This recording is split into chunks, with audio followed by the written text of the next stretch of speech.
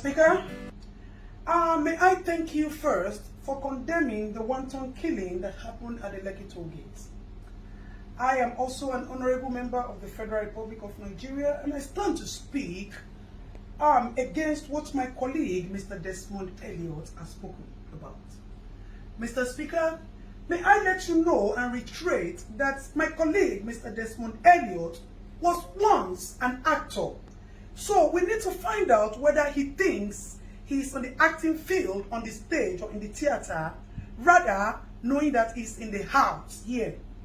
May I let you know that, Mr. Speaker, that my colleague, Mr. Desmond Elliot, talking about the social media today, is also a celebrity who have used his acclaimed status to drive his ambition to the house, and he did a lot of campaigns and people supported him. If not, Mr. Desmond is nothing but a man who has no pedigree or antecedents in politics, if not for the law of godfatherism that brought him into the house. So for such people, it is expected that they betrayed your loyalty that has been vested in them and the trust to come to the house and defend the fellow youth. Mr. Speaker, I am also a youth, and I understand the cryings out there. My colleague is talking and talking and talking and showing all Superman power as if he just got a major role. Sir, this is reality and not acting that we are facing here. Mr. Speaker, my colleague spoke about celebrities and actors. May I let you know that these people or this social media that my colleague is talking about is the new judiciary system of the Federal Republic of Nigeria. This is where matters are being deliberated and attention is being gotten to our little problem, since the local government as an angle of the government is not functioning and has not been functioning. So an average Nigerian citizen do not have access to reach his leaders to express his problems and get immediate attention. Mr. Speaker, like my colleague said, in the next 5 years, if we continue to look at Nigeria, there will be no Nigeria today, because you politicians would have looted all the funds in the system, and the children will have nothing. And we will not wait until the next 5 years for us to speak out. That is why we are running the era of Sorosoke. We are no longer keeping quiet for you unscrupulous, men without integrity, unidentified, physically identified looters. May I put my words clearly, Mr. Speaker? Because our politicians have turned to broad daylight looters. They have turned to broad daylight robbers. They have turned to broad daylight liars who have no integrity, like my fellow colleague, Mr. Desmond Elliot. And I am suggesting that we look for the nearest psychiatric hospital to check my colleague in for immediate attention, as we do not intend to lose him to some of the people who have died in the Lekki toll massacre. Let me thank you for your intervention. Mr. Speaker, may I also plead with you that the issue of the Oba of Lagos is so alarming and shameful to us as youth. Àwọn Yorùbá ní pé tí ọwọ́ ẹni ò bá ti tẹkù idà sà, a kì í bèrè ikú tó pa bàbá ẹni.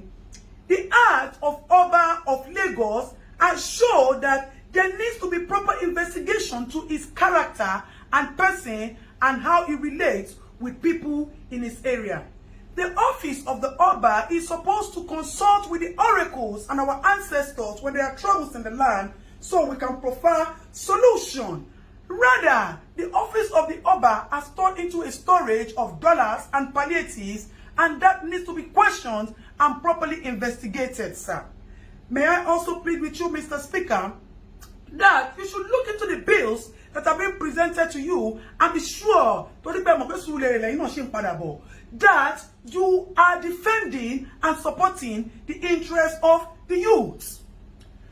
Our politicians have turned into nothing but animals who worship nothing but money. May I also bring to your notice, Mr. Speaker, that there is a fellow member of the government as well who kept some palliatives in his house and decided to share it on his birthday. My people will say, Olori Buruku Nyewasa, with all due permission and respect, Ashiere Ole, it is nothing but an action of greed. Mr. Speaker, my fellow colleague is addressing we youths as common children. That's not then we're bad, then we're wrong.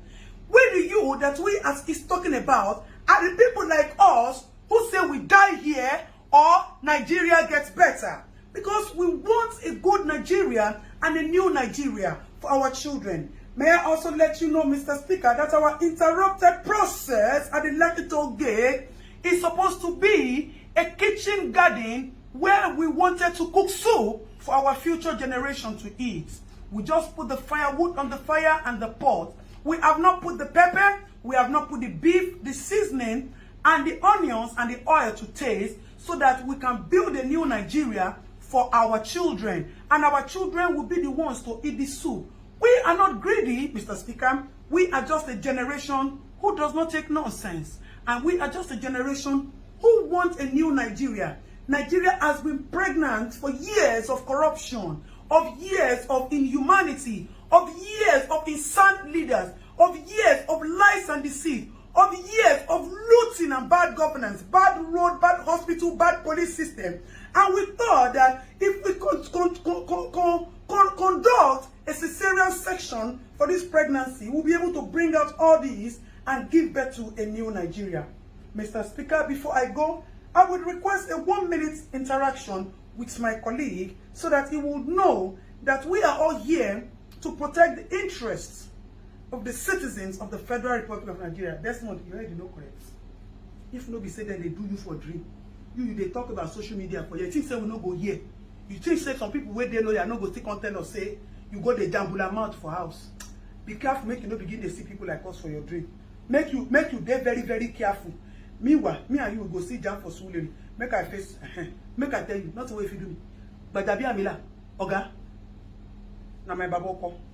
So you know go there, anything will happen to me. You see, say confidence me pogo. Mr. Speaker, thank you very much, sir, for your little 1-minute time.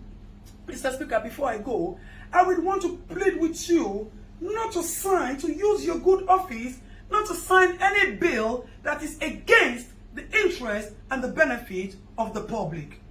May I also let you know that we seek justice for the people who have been killed. Mr. Speaker, I know that your office still has some powers to do some things because as it is, our governor too looks like he's not okay. He is mentally disabled because today he will say A, tomorrow he will say B. And as my fellow colleague who is not here today said, Papa, he said they have removed the engine, they put B2 tomorrow, and they put DAF next tomorrow. So the engine of our federal governor is not properly okay and also needs to be checked so that we can know the truth of who ordered the massacre killing, why he ordered the massacre killing in Lekki, as there was no iota of crime recorded in the case of Lekki.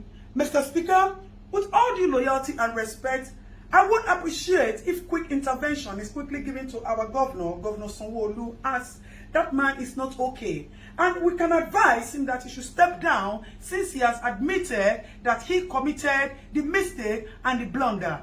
Mr. Speaker, thank you very much for giving me the audience. We appreciate your office and we pray that you distinguish yourself from all of that, even though you also have your own past antecedents, which you have been forgiven because of the love of the little that you have been doing in the recent times to us. You have come to realize that government is for benefiting the people. And if you retire yourself, na Suleri they come.